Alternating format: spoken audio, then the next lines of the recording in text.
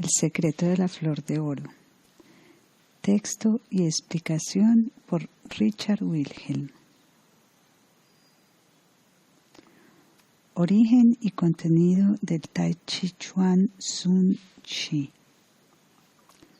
1. Procedencia del libro. El libro proviene de un círculo esotérico en China.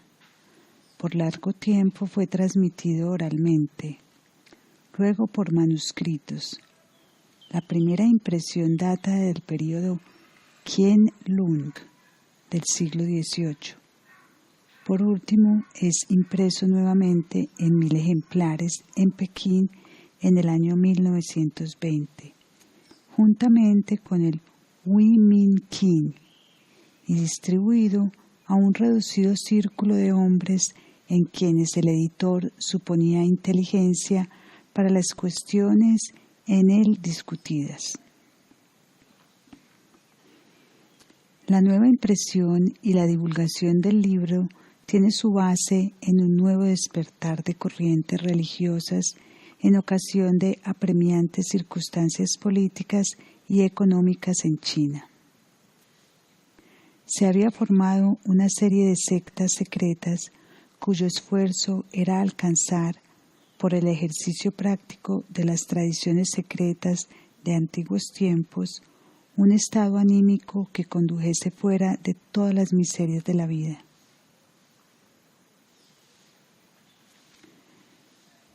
Son empleados como métodos magia escritural, plegaria, sacrificio, etc.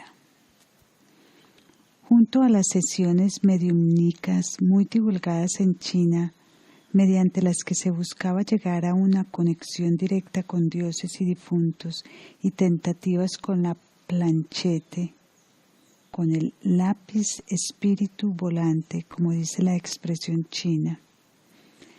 Pero al lado de eso avanza una dirección esotérica que se ha dedicado muy enérgicamente al método psicológico, a la meditación, o sea, a la práctica del yoga.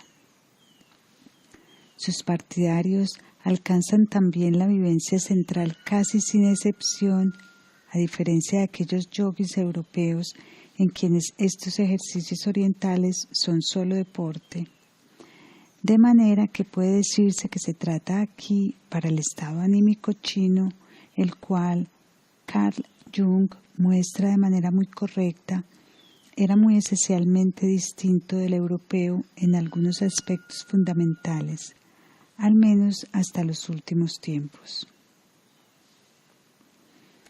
De un método perfectamente asegurado para alcanzar determinadas vivencias anímicas. Junto al desligamiento de las cadenas de ilusorio mundo externo hay todavía, entre las diversas sectas, otras varias metas que ésas buscan con esfuerzo. Las de superior nivel buscan desligándose en base a la meditación, ya al nirvana budista, o como por ejemplo el presente escrito, preparar, mediante la unión del principio espiritual en el hombre con fuerzas psicogenéticas correlativas, la posibilidad de seguir viviendo después de la muerte. No sólo como un ser de sombra destinado a la disolución, sino como espíritu colectivo. También, y a menudo combinado con eso, hay direcciones que mediante la meditación tratan de influir psíquicamente sobre ciertos procesos vitales animales ejecutados. A la europea hablaríamos aquí de procesos del sistema glandular endocrino. Tal influencia produciría un fortalecimiento, rejuvenecimiento y normalización del proceso vital, y así también la muerte sería general de manera tal que se incluiría como cierre armónico del proceso vital. El cuerpo terrenal es abandonado por el principio espiritual, capacitado para seguir viviendo independientemente en el cuerpo espiritual engendrado a partir de su sistema de fuerzas, y dejado atrás como cáscara sacándose igual que la cáscara de la muda de una cigarra. En niveles más bajos de esas sectas se tiende de esta manera a alcanzar poderes mágicos, capacidad de conjurar malos espíritus y enfermedades, en lo que también tiene su parte talismanes y encantos orales y escritos. En ocasiones, todo eso resulta en psicosis de masa que se expresa en inquietudes religiosas o político-religiosas, como fue, por ejemplo, el movimiento Boxer. Recientemente, la inequívoca tendencia sincretista del taoísmo se manifiesta en el hecho de que en sus instituciones son acogidos miembros de las 5 religiones mundiales: confucianismo, taoísmo, budismo, islamismo, cristianismo. Ocasionalmente también el judaísmo es mencionado en especial, sin que por ello tenga necesidad de segregarse de sus comunidades religiosas. Habiendo de esa manera esbozado brevemente los trasfondos de lo que sale tales movimientos en nuestros días, quedan aún por decir unas pocas palabras sobre las fuentes de las que provienen las enseñanzas del presente libro.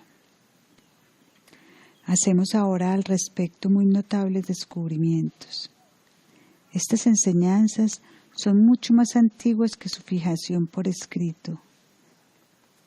Sí, el Tai Chi Chuan Sun Shi se puede rastrear como impresión sobre las planchas de madera hasta el siglo XVII. El compilador describe cómo ha encontrado un ejemplar de este período no enteramente completo en la Liu Li Shan, la vieja calle de los anticuarios y libreros en Pekín, al que completará luego a partir del libro de un amigo. La tradición oral se remonta a la religión del elixir de vida de oro, Jin Dan Yu, que nace en el período Tang durante el siglo VIII. Como fundador se nombra al conocido adepto taoísta Lu Yen, Lu Dun Bin, a quien más tarde la tradición popular situó entre los 8 inmortales y alrededor del cual se ha coleccionado con el correr del tiempo una abundante corona de mitos. Esa comunidad tuvo en el período Tang una gran divulgación, pues todas las religiones indígenas y foráneas hallaban tolerancia y cuidado. Sufrió empero con el correr del tiempo, puesto que se detuvo a sus miembros bajo sospecha de intrigas políticas secretas. Desde el principio fue una religión secreta esotérica. Una y otra vez persecuciones por parte de un gobierno enemigo.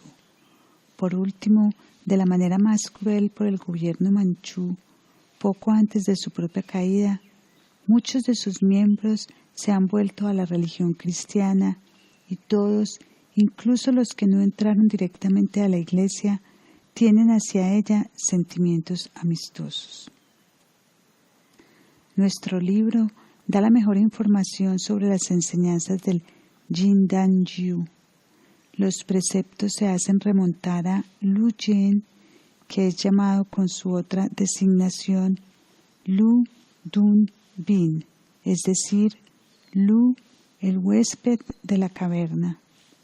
En el libro es introducido como el patriarca Lu, Lu Su.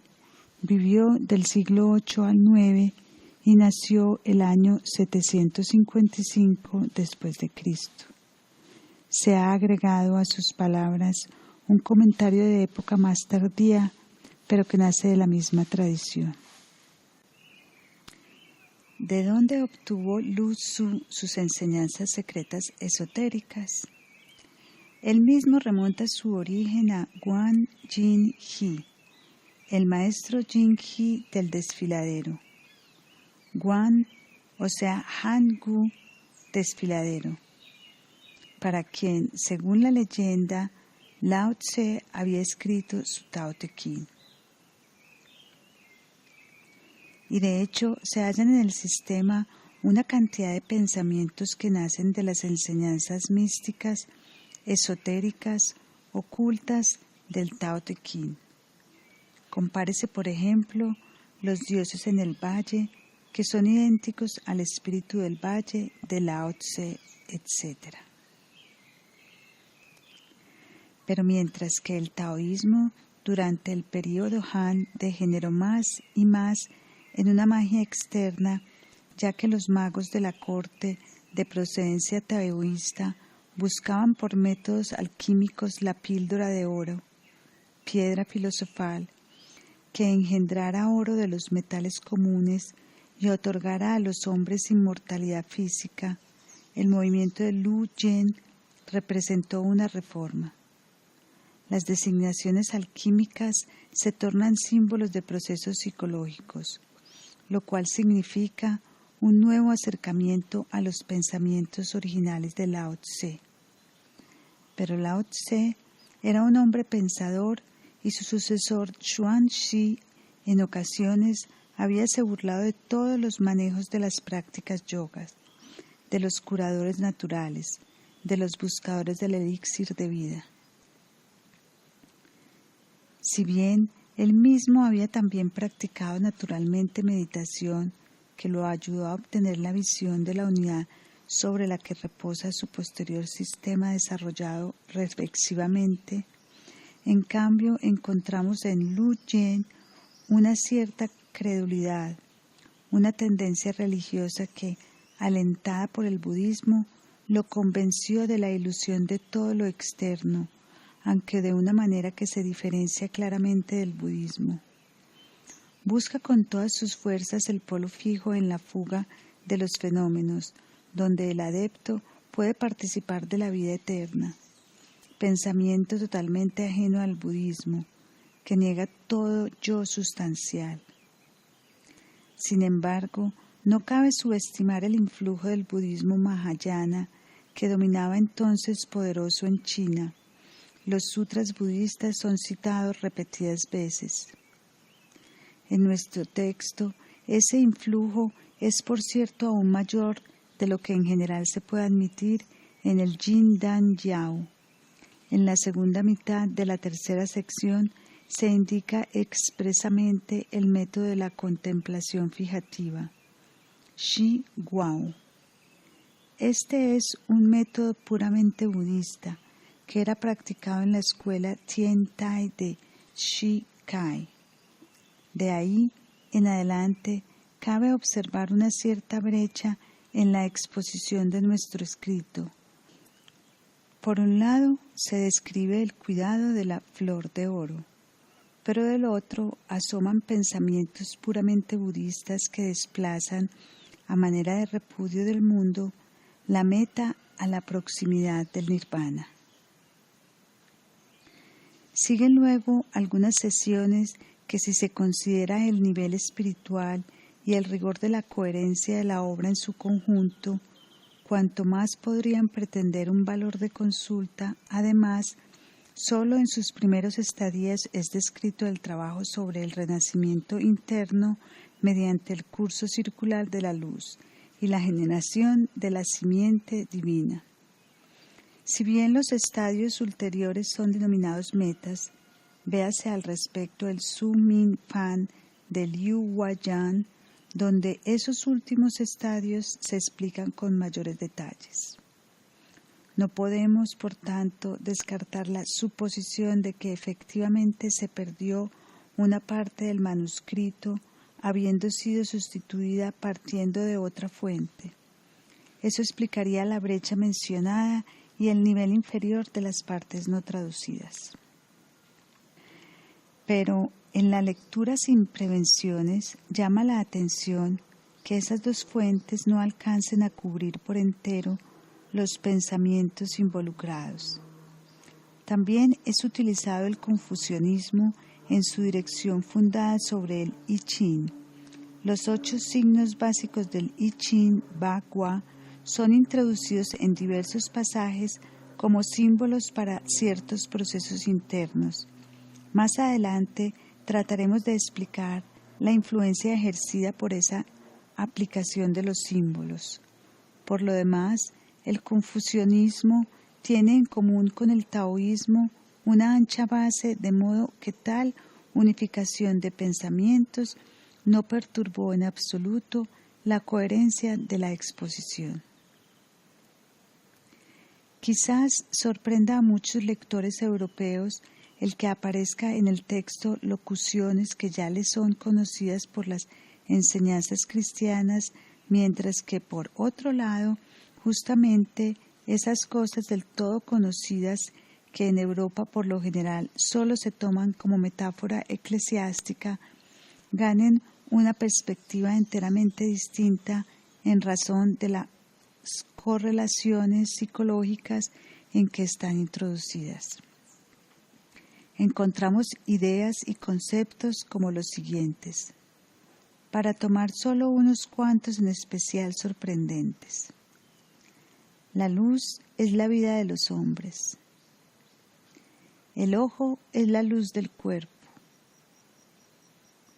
El renacimiento espiritual del hombre a partir de agua y fuego, al que debe añadirse la tierra pensamiento, espíritu, como seno materno o campo cultivado.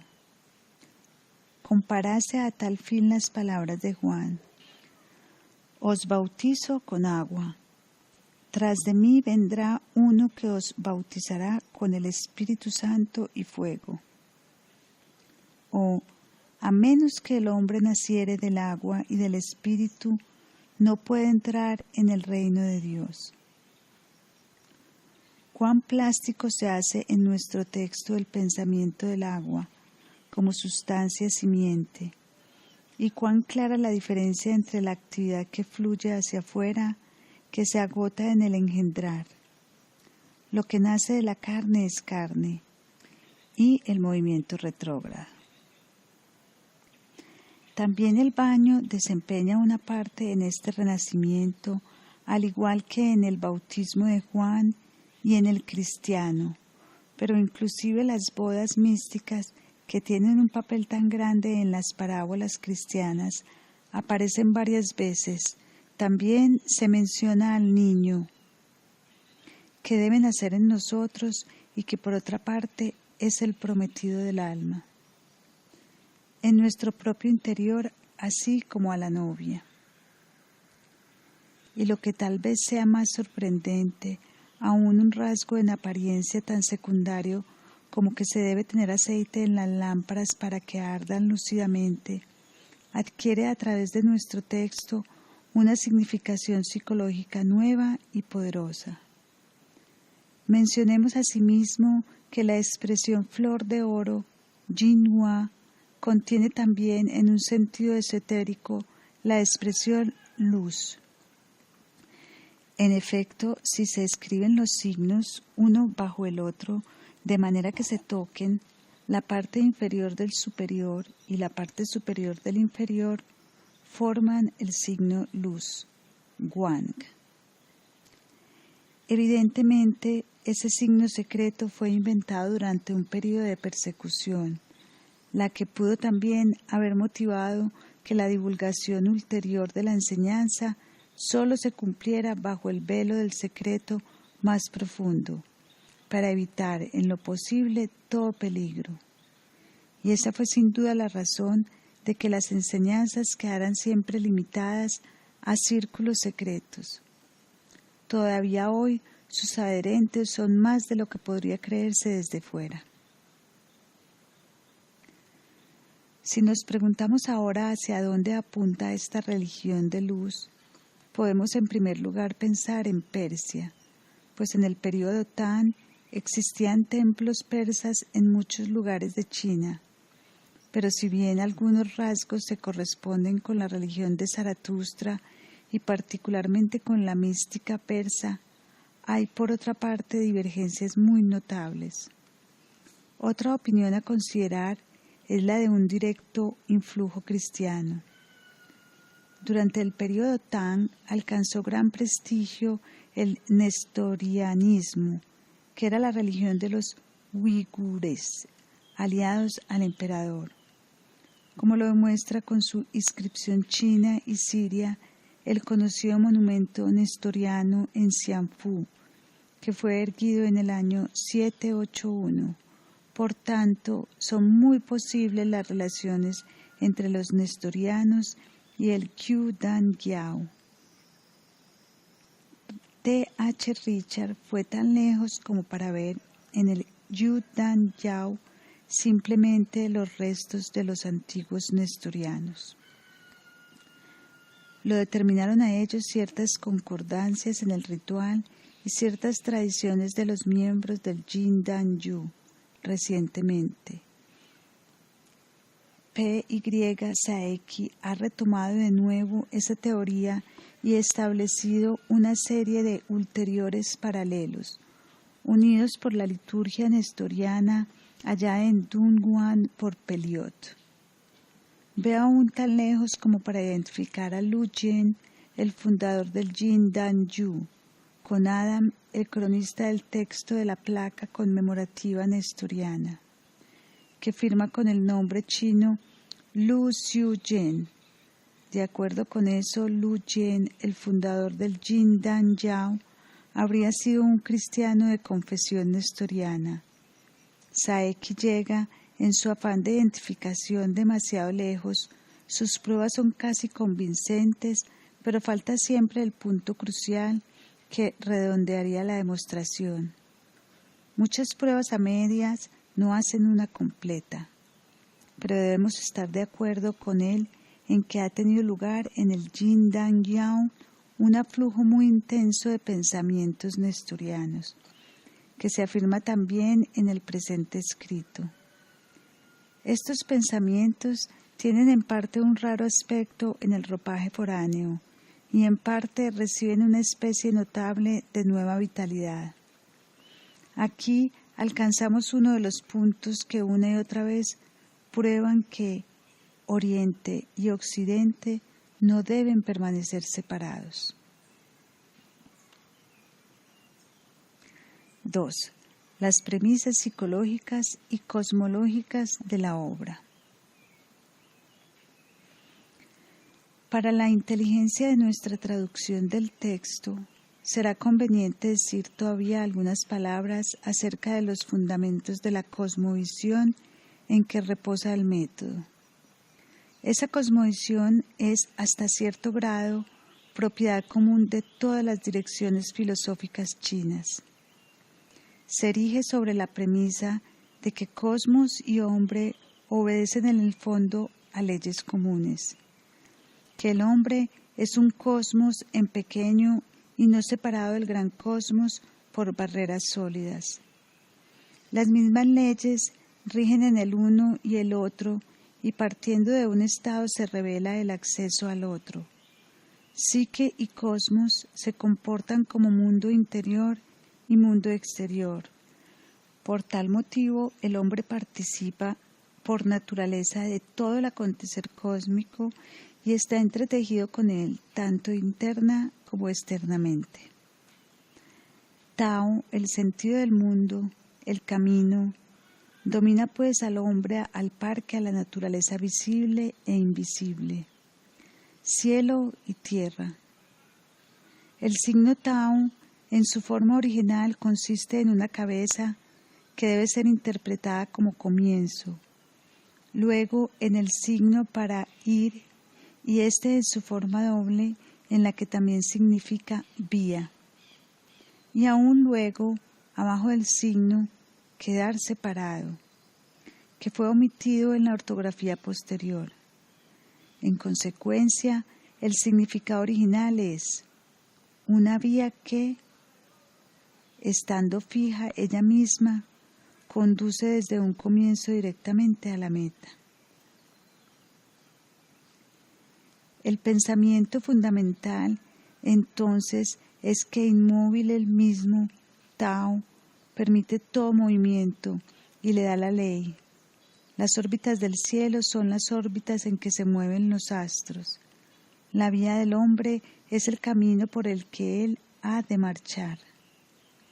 Lao Tse ha usado esa palabra en sentido metafísico, como principio último del mundo, como el sentido antes de toda realización. Todavía no separado por el divergir polar de los opuestos, con el que toda realización está ligada, en el presente libro esa terminología es presupuesta. En el confucianismo hay cierta diferencia. La palabra Tao tiene aquí un sentido de mundo interior, igual el camino correcto. De un lado el camino del cielo, del otro el camino del hombre. El principio último de la unidad única es, para el confucianismo, el Tai Chi, la gran viga maestra, el gran polo. La expresión polo aparece también ocasionalmente en nuestro texto, siendo entonces idéntica a Tao.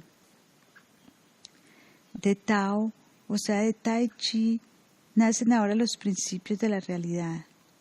Lo luminoso polar, Yan, y lo oscuro o sombrío polar, Yin. En un comienzo tratóse de explicar dichos principios en el círculo de los investigadores europeos con referencia a lo sexual. Sin embargo, los signos se relacionan con fenómenos naturales. Yin es sombra y por lo tanto el lado norte de una montaña y el lado sur de un río, porque el sol está de manera tal durante el día que éste aparece oscuro desde el sur. Yan muestra en su forma original gallardetes ondeantes y es, correspondiendo al signo Yin, el lado sur de una montaña y el lado norte del río. Solo a partir de tales significados de luminoso y oscuro es extendido luego el principio a todos los opuestos polares, incluso los sexuales.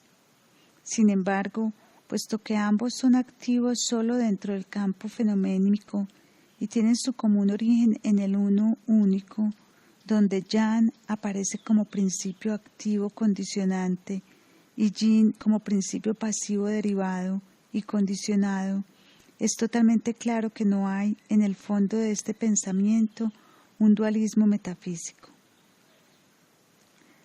Menos abstractos que Yin y Yang son los conceptos de lo creativo y lo receptivo, Qian y Kun, que nacen del libro de las mutaciones y se simbolizan con el cielo y la tierra, por la unión del cielo y de la tierra y mediante la eficacia de las duales fuerzas primordiales dentro de esa escena, según una ley primordial Tao, nacen las 10.000 cosas, es decir, el mundo exterior. Entre esas cosas se halla, externamente considerado, también el hombre en su manifestación corporal, que en todas sus partes es un pequeño universo. Así, como dicen los confucianistas, lo interior del hombre proviene del cielo o es una forma fenoménica del Tao, como lo expresan los taoístas. En su fenomenalidad el hombre se despliega en una multiplicidad de individuos, en cada uno de los cuales está incluido el uno central como principio de vida, solo que inmediatamente, aún antes del nacimiento, en el momento de la concepción, diverge polarmente en esencia y vida. Sin y Ming. El signo para esencia, Sing, se compone de corazón, Sin y surgir, nacer, Sheng. El corazón, Sin, es, según la concepción china, el asiento de la conciencia emocional, que es despertada por reacciones sentimentales a impresiones del mundo externo a través de los 5 sentidos. Lo que queda como sustrato cuando ningún sentimiento se exterioriza, lo que por consiguiente permanece, por decirlo así, todavía en estado trascendente, superconsciente, es la esencia, Sing. Según la definición más precisa que se da a este concepto, es originalmente mala o si se la considera desde el punto de vista del desarrollo empírico histórico, al menos neutral, de manera que debe ser hecha buena mediante un largo desarrollo de la costumbre. La esencia Singh, que de cualquier manera está próxima al logos, se presenta ahora cuando entra en el dominio de lo fenoménico, estrechamente ligada con la vida, Ming. El signo Ming, vida, significa en realidad un mandato del rey y en consecuencia regulación, fatalidad. El destino deparado a un hombre, también por lo tanto la duración de la vida. La medida de la fuerza vital a disposición de uno. De ahí entonces que Ming, vida, esté muy cerca de Eros. Ambos principios son, por así decir, supraindividuales. La esencia, Sin, es lo que hace hombre al hombre como ser espiritual. El hombre individual la posee, pero ella se extiende mucho más allá del individuo. La vida Ming también es supraindividual, dado que el hombre debe simplemente aceptar su hado, que no depende de su voluntad consciente. El confucianismo ve en ella una ley determinada por el cielo, a la que uno debe resignarse. El taoísmo ve en ella el juego multicolor de la naturaleza, que por cierto no puede eludir las leyes del Tao, pero que como tal es llanamente azar. Y para el budismo chino es la operación del karma dentro del mundo de ilusión. A esas dualidades corresponde ahora en el hombre personal corpóreo las siguientes tensiones polares. El cuerpo es vivificado con la coparticipación de dos estructuras anímicas. Un que ha traducido por ánimos, dado que pertenece al principio Yang, y por que pertenece al principio Yin, y que he vertido como ánima. Ambas son ideas que nacen de la observación de las circunstancias de la muerte. De aquí que también tengan ambas el signo, clase de demonio del extinto Gui. Se imaginaba el ánima como preferentemente ligada a los procesos corporales. Con ello se sume en tierra en el momento de la muerte y se corrompe. El ánimus es, en cambio, el alma superior. Después de la muerte, asciende en el aire, donde al principio está activo un tiempo y luego se volatiza en el espacio celeste, o sea, refluye hacia la reserva de vida general. En el hombre viviente, ambos corresponden en cierto grado al sistema cerebral y solar. El ánimus mora en los ojos, el ánima en el bajo vientre. El ánimus es luminoso y móvil. El ánima es oscura y ligada a la tierra. El signo para Jun, ánimus, se compone de demonio y nube. El signo para Po, ánimo, de demonio y blanco. De ello se puede acaso deducir pensamientos similares a los que encontramos de nuevo en otras partes como alma, sombra y alma, cuerpo. Sin duda algo similar entraña también en la concepción china. Debemos de todas maneras ser prudentes en las derivaciones, dado que la ortografía más antigua no tenía aún el signo clase para demonio, y eventualmente pudiera tratarse de símbolos primordiales cuyas derivaciones se han perdido. De cualquier modo, el ánimus Jun es el alma Yang luminosa, mientras que el ánima Po es el alma Yin oscura. Ahora bien, el común proceso de vida directo, es decir, descendente, es aquel en que ambas almas siguen relacionadas la una con la otra, como factores intelectual y animal. Por lo general, será el ánima, la voluntad obtusa, aguijoneada por las pasiones, la que fuerce a su servicio al ánimos o intelecto. Al menos en la medida en que ése se vuelve hacia afuera, con lo que las fuerzas de ánimos y ánima se escurren y la vida se consume, como resultado positivo acontece la generación de nuevos seres en los que la vida se continúa mientras que el ser original se externaliza y finalmente es hecho cosa por las cosas. El punto final es la muerte. El ánima se sume, el ánimo se asciende y el yo queda ahora despojado de su fuerza en dudoso estado. Si se ha consentido en la externalización, sigue la pesantez y se sume en la aflicción obtusa de la muerte, solo alimentándose miserablemente en las imágenes ilusorias de la vida, a las que aún atrae siempre sin que pueda seguir tomando parte en ellas activamente. Infiernos, almas hambrientas.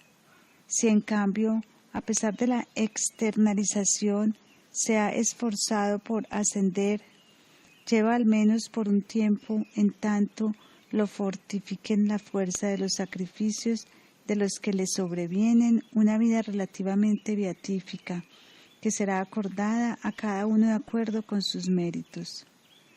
En ambos casos lo personal retrocede y se cumple una evolución correspondiente a la externalización.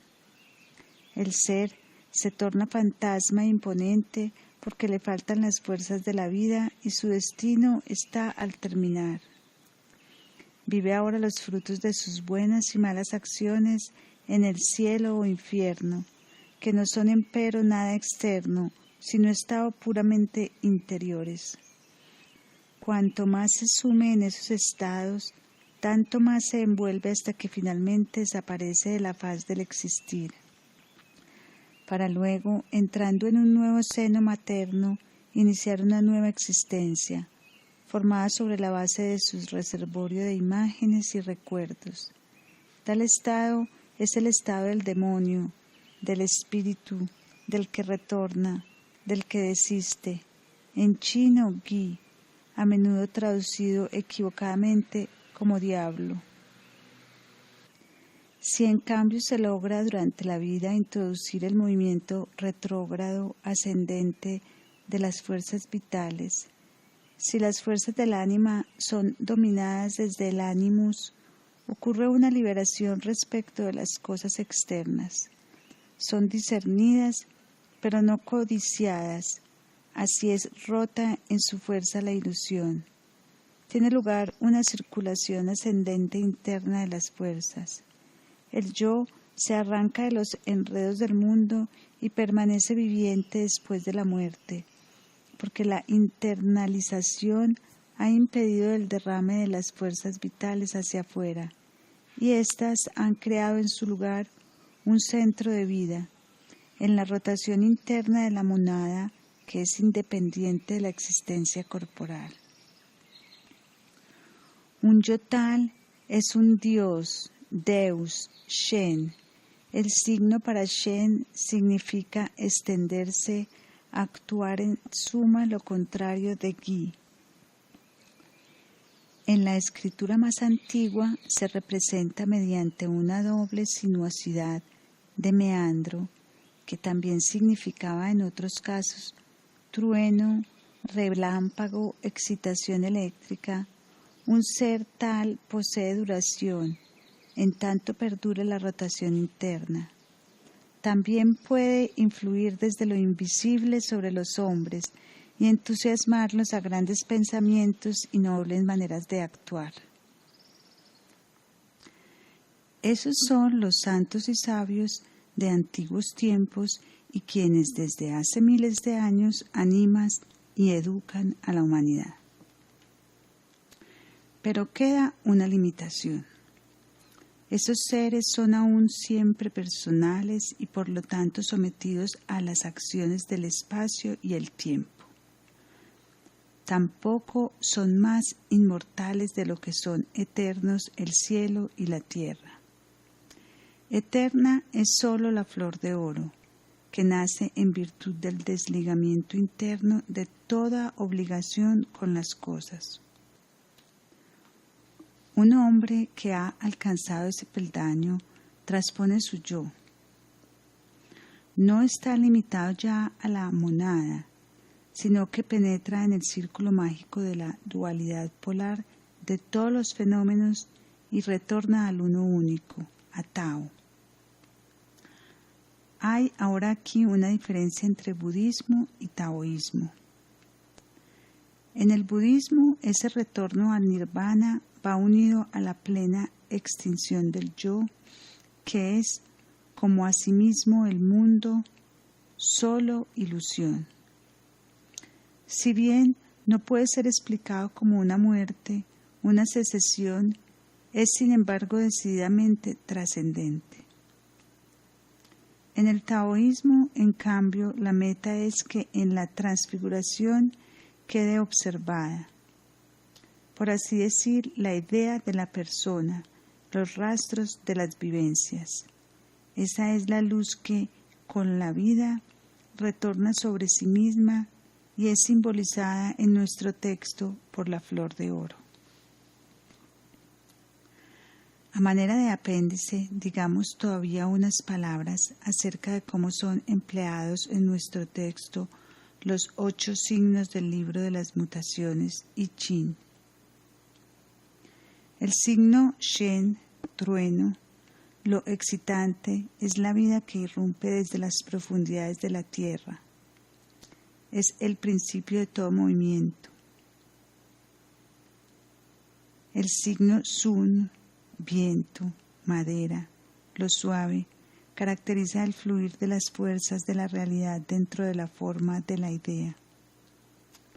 Así como el viento penetra en todos los espacios, el principio que Sun denota atraviesa todo y crea realización. El signo Li, sol, fuego, lo lúcido, lo adherente, tiene un gran papel en esta religión de luz. Mora en los ojos, crea el círculo guardián y produce el renacimiento. El signo Kun, tierra, lo receptivo, es uno de los 2 principios primordiales, el principio Yin, que es realizado en las fuerzas de la tierra. La tierra es aquello que, como campo cultivado, acoge en sí la simiente del cielo y la forma. El signo Dui, lago, exhalaciones, lo sereno, y del lado Yin, un estado terminal, perteneciente por lo tanto al otoño. El signo Qien, cielo, lo creativo, fuerte, es la realización del principio Yang que fecunda a Kun, lo receptivo. El signo Kan, agua, lo abismal, es el contraste de Li, ya en su estructura externa, representa la religión de Eros, mientras que Li representa al Logos. Li es el sol, Kan es la luna. Las bodas de Kan y Li son el secreto proceso mágico que engendra al niño, el nuevo hombre. El signo Gen, montaña, quietud, es la imagen de la meditación que al mantener quieto lo externo produce la vitalidad de la internalización. Por lo tanto, Gen es el lugar donde muerte y vida se tocan, donde es cumplido el muere y sé.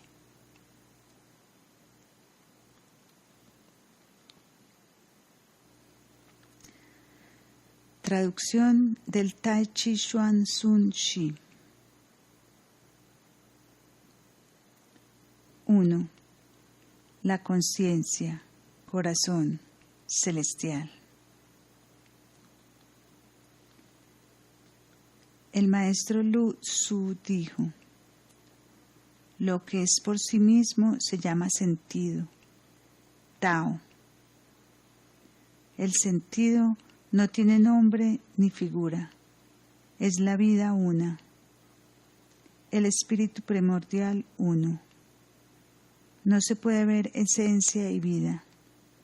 Están contenidas en la luz del cielo. No se puede ver la luz del cielo. Está contenida en ambos ojos.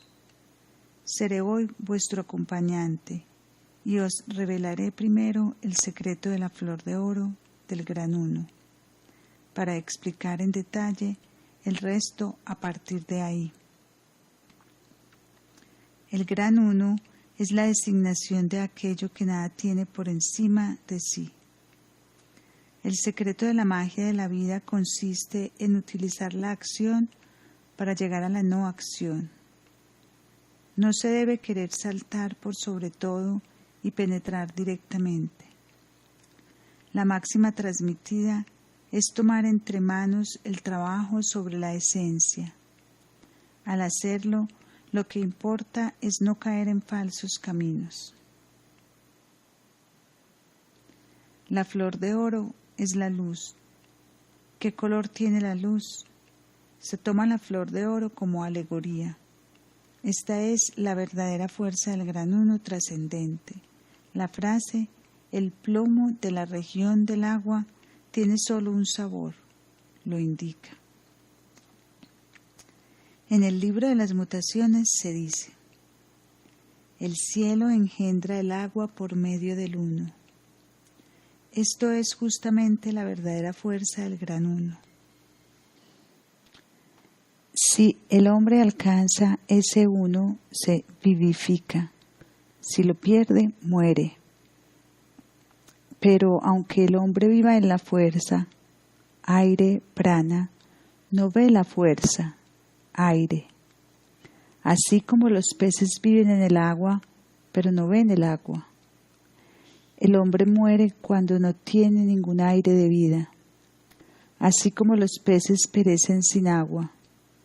Por lo tanto, los adeptos han enseñado a la gente a tener firme lo primordial y a preservar el uno. Ese es el curso circular de la luz y la perseveración del centro. Si se preserva esta legítima fuerza, puede uno alargar su tiempo de vida y aplicar luego el método para crear un cuerpo inmortal, fundiendo y mezclando. El trabajo del curso circular de la luz reposa enteramente sobre el movimiento retrógrado, de modo que se concentren los pensamientos, el lugar de la conciencia celestial, el corazón celestial. El corazón celestial se halla entre el sol y luna, es decir, entre ambos ojos. El libro del castillo amarillo dice: en el campo de una pulgada de la casa de un pie se puede ordenar la vida. La casa de un pie es el rostro. En el rostro, el campo de una pulgada celestial. En medio de la pulgada cuadrada mora la magnificencia. En la sala purpúrea de la ciudad de Jade mora el Dios del vacío y la vitalidad de extremos. Los confucionistas lo llaman centro del vacío. Los budistas, terrazas de la vitalidad. Los taoístas, la tierra de los antepasados, o castillo amarillo, u oscuro desfiladero, o espacio del cielo anterior. El corazón celestial es igual a la morada. La luz es el amo de la morada. Repito el párrafo.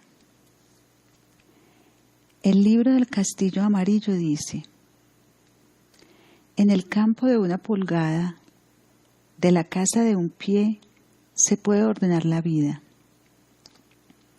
La casa de un pie es el rostro. En el rostro, el campo de una pulgada, ¿qué podría ser sino el corazón celestial? En medio de la pulgada cuadrada mora la magnificencia. En la sala purpúrea de la ciudad de Jade mora el dios del vacío y la vitalidad extremos. Los confucionistas lo llaman centro del vacío, los budistas terraza de la vitalidad, los taoístas la tierra de los antepasados o castillo amarillo u oscuro desfiladero o espacio del cielo anterior. El corazón celestial es igual a la morada, la luz es el amo de la morada. Por lo tanto, así que la luz vaya en curso circular, comparecen ante su trono las fuerzas del cuerpo íntegro, como cuando un santo rey ha tomado la ciudad capital e instituido la ordenanza básica. Todos los estados se aproximan con dones tributarios, o como cuando el Señor está tranquilo y claro, siervos y criadas obedecen por sí mismos sus mandatos y cada cual hace su trabajo. Por lo tanto, necesitáis solo poner la luz en curso circular. Este es el secreto más alto y prodigioso. La luz es fácil de mover, pero difícil de fijar. Si se la deja correr en círculo suficiente tiempo, se cristaliza. Este es el cuerpo, espíritu natural. Este espíritu cristalizado se forma más allá de los 9 cielos. Este es el estado del que se dice en el libro del sello del corazón: silente vuelas durante la mañana hacia arriba. En la ejecución de esa máxima no necesitáis buscar ningún otro método, sino simplemente concentrar vuestro pensamiento sobre eso. El libro Len Yen dice: mediante la concentración de los pensamientos se puede volar y se nacerá en el cielo. El cielo no es el extenso cielo azul, sino el lugar donde la corporeidad es engendrada en la casa de lo creativo. Si se continúa en ello mucho tiempo, nace de manera enteramente natural, aparte del cuerpo, otro cuerpo de espíritu. La flor de oro es el elixir de vida, Yin Dan, literalmente bola de oro, píldora de oro. Todas las mutaciones de la conciencia espiritual dependen del corazón. Hay aquí un secreto hechizo que, si bien concuerda de manera por entero exacta, es sin embargo tan fluente que tiene necesidad de extrema inteligencia y claridad, y extrema absorción y tranquilidad. Sin esa extrema inteligencia y entendimiento máximo, los hombres no hallan el camino de la aplicación del hechizo. Sin esa sumersión y tranquilidad extremas, no pueden tenerlo firme. Esta sección explica el origen del gran sentido del mundo, Tao. El corazón celestial es la raíz germinal del gran sentido. Si se es capaz de estar enteramente tranquilo, el corazón celestial se hará manifiesto por sí mismo. Si el sentimiento se agita y se exterioriza en forma directa, nace el hombre como ser viviente primordial. Ese ser viviente permanece desde la concepción hasta el nacimiento en el verdadero espacio. Cuando el tono 1 de la individuación entra en el nacimiento, la esencia y la vida son divididas en 2. A partir de ese momento, si la tranquilidad máxima no es alcanzada, esencia y vida no se vuelven a ver la una a la otra. Por lo tanto, se dice en el plan del gran polo: el gran uno abarca en sí la verdadera fuerza, prana, la simiente, el espíritu, el animus y el ánima. Si los pensamientos están enteramente tranquilos, de modo que se vea el corazón celestial, la inteligencia espiritual alcanza por sí misma el origen. Esa esencia mora, por cierto, en el verdadero espacio, pero el brillo de la luz mora en ambos ojos. Por eso el maestro enseña el curso circular de la luz para alcanzar la verdadera esencia. El espíritu primordial es justamente esencia y vida, y cuando se acepta lo real en él, es justamente la fuerza primordial, y el gran sentido es justamente eso. El maestro se encuentra de aquí en adelante preocupado porque la gente no equivoque el camino que conduce del obrar consciente al no obrar inconsciente. Por lo tanto, dice, la magia del elixir de vida se sirve del obrar consciente para llegar al no obrar inconsciente. El obrar consciente consiste en poner la luz en curso circular mediante la reflexión, para que se haga manifiesta la liberación del cielo. Si nace entonces la verdadera simiente y se aplica el método correcto para fundirla y mezclarla y crear así el elixir de vida, entonces pasa uno a través del desfiladero. Se forma el embrión que debe ser desarrollado mediante el trabajo de calentar, nutrir, bañar y lavar. Eso pasa al campo del no obrar inconsciente. Todo un año de ese período de fuego es necesario antes de que el embrión se deshaga de la cáscara y pase del mundo común al santo.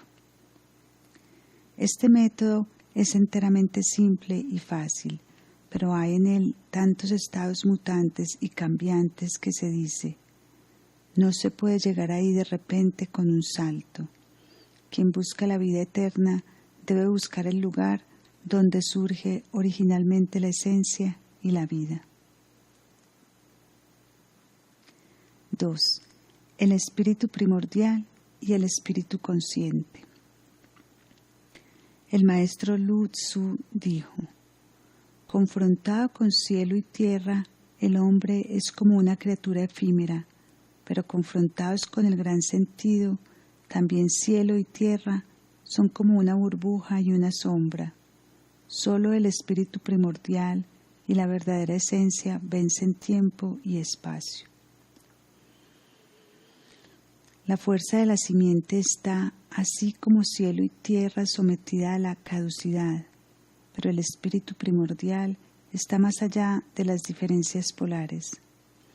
Aquí es el lugar de donde cielo y tierra derivan su existir. Si los aprendices comprenden cómo asir el espíritu primordial, vencen las oposiciones polares de luminoso y oscuro, y no se demoran más en los tres mundos. Pero de esto solo es capaz quien ha mirado a la ciencia en su rostro original. Cuando los hombres se sueltan del cuerpo materno, el espíritu primordial mora en la pulgada cuadrada, entre los ojos, pero el espíritu consciente mora abajo, en el corazón. Este corazón carnal inferior tiene la forma de un gran durazno, está cubierto por las alas de los pulmones, soportado por el hígado y servido por las entrañas. Este corazón es dependiente del mundo externo.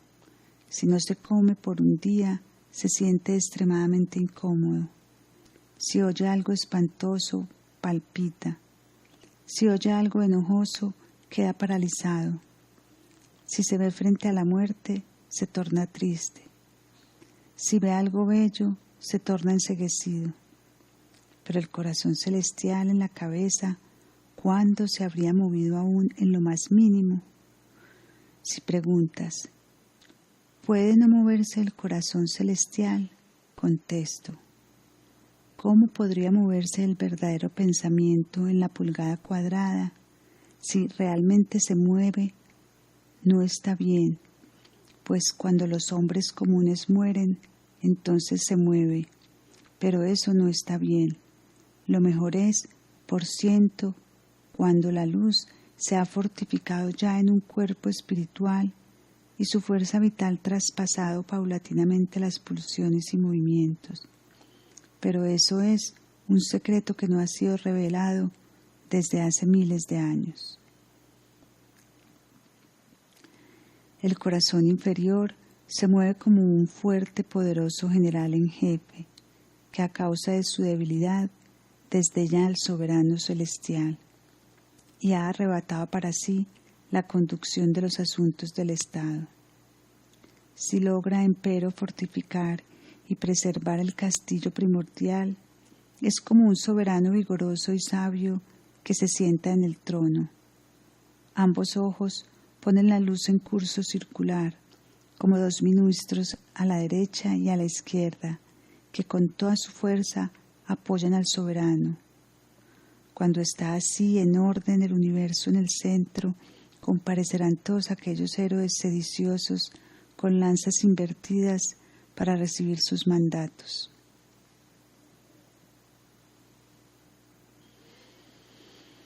El camino al elixir de vida reconoce como magia más alta el agua simiente, el fuego espíritu y la tierra pensamiento.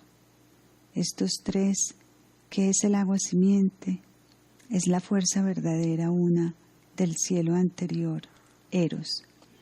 El fuego del espíritu es justamente la luz, Logos. La tierra pensamiento es justamente el corazón celestial de la morada del centro, intuición. Se utiliza el fuego espíritu para obrar, la tierra pensamiento como sustancia y el agua simiente como fundación. Los hombres comunes encuadran su cuerpo mediante pensamientos. El cuerpo no es sólo el cuerpo exterior de 7 pies de grande. En el cuerpo está el ánima. El ánima se adhiere a la conciencia como su efecto. La conciencia depende del ánima para nacer. El ánima es femenina, yin, la sustancia de la conciencia, en tanto esa conciencia no es interrumpida, engendra una y otra vez de generación en generación y las variaciones de figura y mutaciones de sustancias del ánima son incesantes. Pero además de eso está el ánimus, en el que se refugia el espíritu. El ánimus mora durante el día en los ojos, durante la noche se aloja en el hígado. Si mora en los ojos, ve. Si se aloja en el hígado, suena. Los sueños son viajes del espíritu a través de los 9 cielos todos y de las 9 tierras todas. Quien empero, al despertar, está sombrío y deprimido, encadenado a la figura corpórea, está encadenado por el ánima.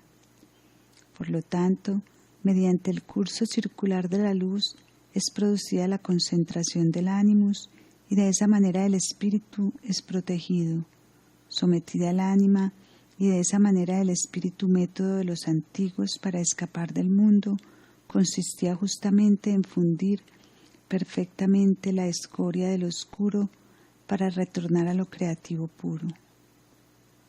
Eso no es nada más que un disminuir el ánima, completar el ánimus, y el curso circular de la luz es el medio mágico para la disminución del oscuro y dominar el ánima.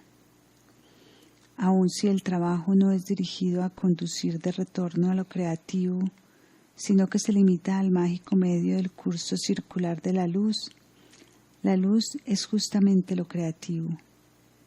Mediante su curso circular se retorna a lo creativo.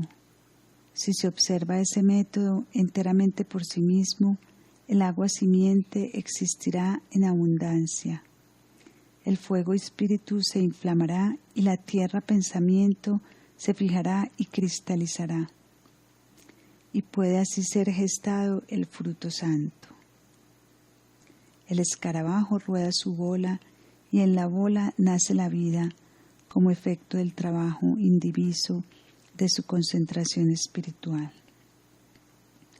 Ahora bien, Si aún en el estiércol puede nacer un embrión que muda sus cáscaras, ¿cómo no podría, si concentramos en ello el espíritu, engendrar también un cuerpo, la morada de nuestro corazón celestial?